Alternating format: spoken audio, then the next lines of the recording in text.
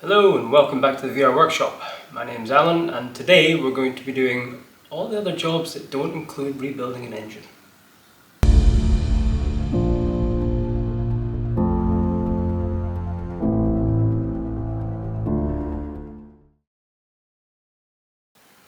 So for those who've been watching the previous videos, I'm sure you agree that we're making good progress rebuilding this land speed bike.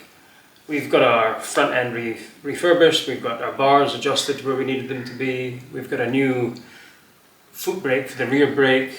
We're in a pretty good place, but time is running out. We need to start building parts for the final time. There's a lot of stuff that we're building right now. It means it's going to have to come off later, so we need to be building up and forwards. So in order to do that, we need to finalize all the parts that need powder coated. So we're going to remove some parts and unbuild the bike for the final rebuild. Now, as we've found out, salt and bare metal is not a good mix, even in aluminium. With the mudguard modification, the mudguard's actually getting painted at the moment. With the mudguard modification being further forward, this whole space is now open to the elements, which means the side of the fuel tank is in direct line of sight for a salt blast, if you like. So protecting this tank is going to be key. We're going to try and make a buffer plate, or like a triangle plate, to divert salt away from it, and also powder coat the entire thing to give it that extra layer of protection. When we're doing that, we'll powder coat our new brush system that we did, which we watched in a previous video. And there's a couple of little bits and pieces that we need to do. So we'll pull all that out, send it all for powder coat, and then we can start refitting the fuel tank, the fuel lines, which need to be wrapped in fireproof sheath. And we can start building the bike for the very final time. So all it needs then is a test in the dyno, and we're ready to run. So let's get on with that.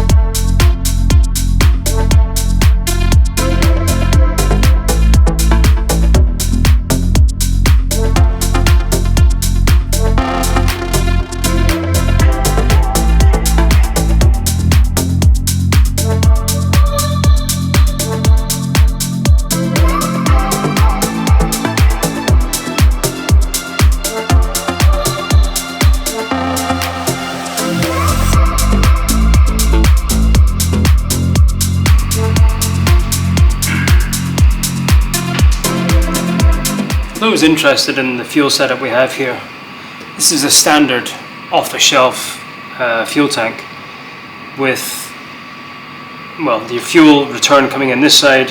This is a vent line coming here through a check valve, which was an addition after tech advised on it. We do have a catch tank here as well, which let us get away with the check valve last year, but now we've got a belt and braces.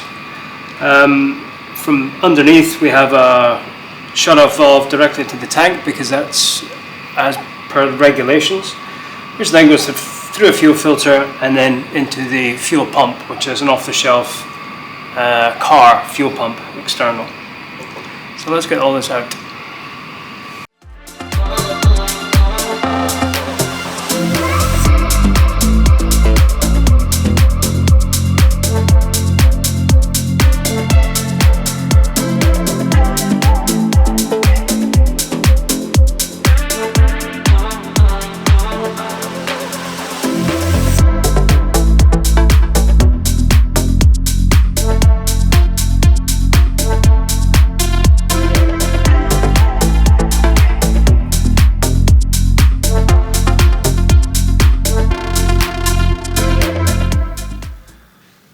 I've been pulling this out.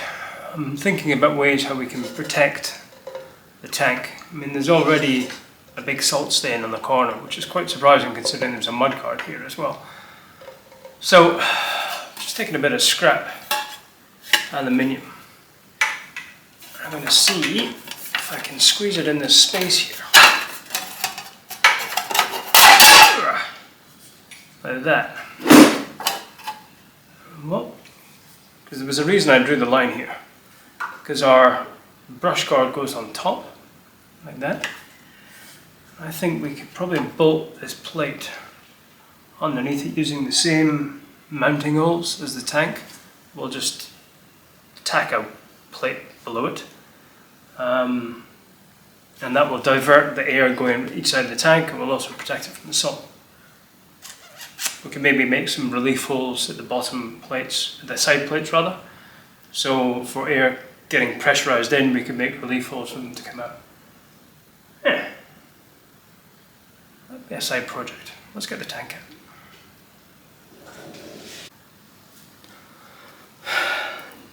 This lining over the hoses is fireproof tape, which got us through tech. We do have proper fiberglass lined fireproof tape to go, or lining to go on this. So we'll remove that in the bench, but for now we just need to unclip all the lock wire that we had on our fittings, which was just a safety factor. And then we can remove the lines.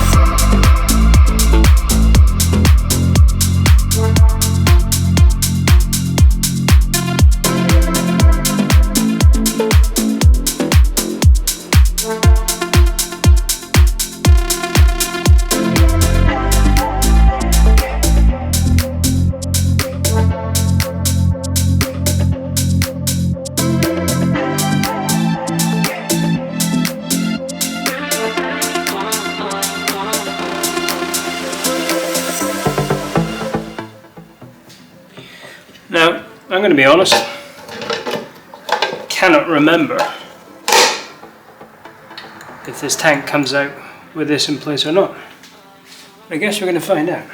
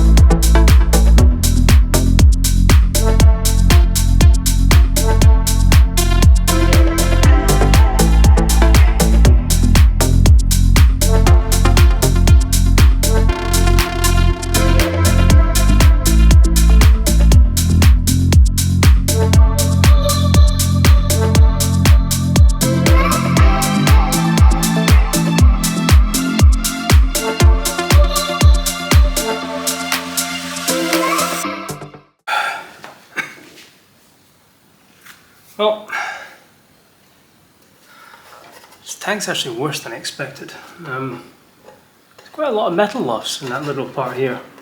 And it's kind of interesting where, if you've got a mudguard sitting right in front of it, how the wind deflection is just in that tiny little point there. It's quite impressive.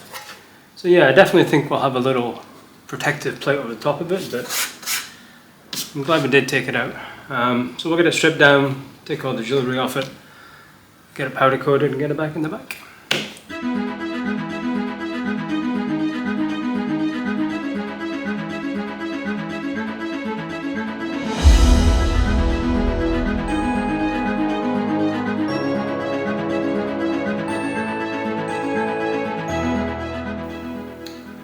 One of the biggest hurdles with building a land speed bike at home is space. This bike is 3.6 meters long end to end, and we're only working in a double garage, so working efficiently with a lot of parts around us is difficult. Over the course of this project, we've also gained a lot of parts. We've got a trailer wheel so we can move the bike, we've got 2 flight cases, we've got additional spare engines, all working with the same confines of the workshop, which has got the toolbox, the lathe, the welding machines, the RD500, which will be the next project, which is actually the project that kind of started this off. We have the school bike, the KTM. There's just no space in here at all. So we're going to put some stuff into storage this weekend. So rather than spending some time on the build, we're going to clear our feet a little bit and move some stuff out of this space. Because the next thing we're doing, this bike has got to come off the ramp, because we've got an engine to rebuild. And the most efficient way to do that is on the ramp. So we've got to put this somewhere. So it's a cleanup day.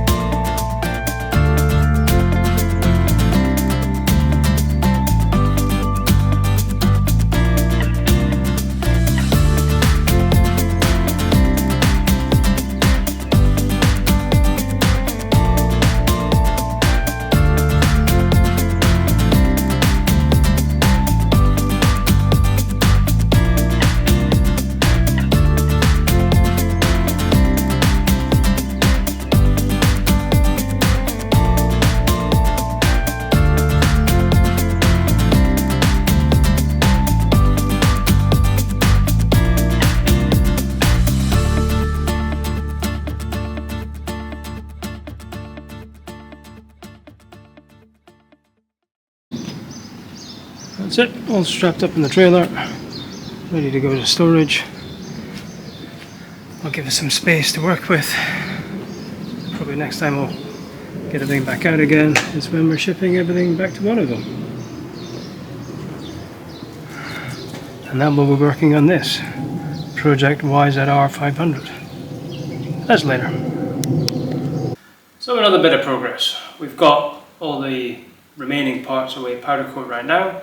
We'll get them back shortly. We've created some more space which will allow us to get this off the ramp and start the engine rebuilds.